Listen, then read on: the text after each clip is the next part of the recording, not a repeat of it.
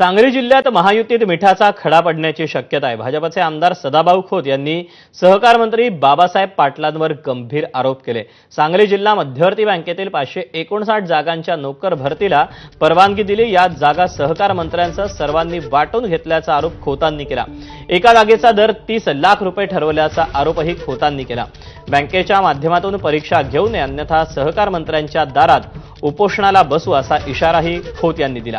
बाबासाहेब पाटील हे राष्ट्रवादीच्या कोट्यातून मंत्री आहेत, त्यामुळे राष्ट्रवादी विरुद्ध भाजप असा सामना आता रंगणार आहे।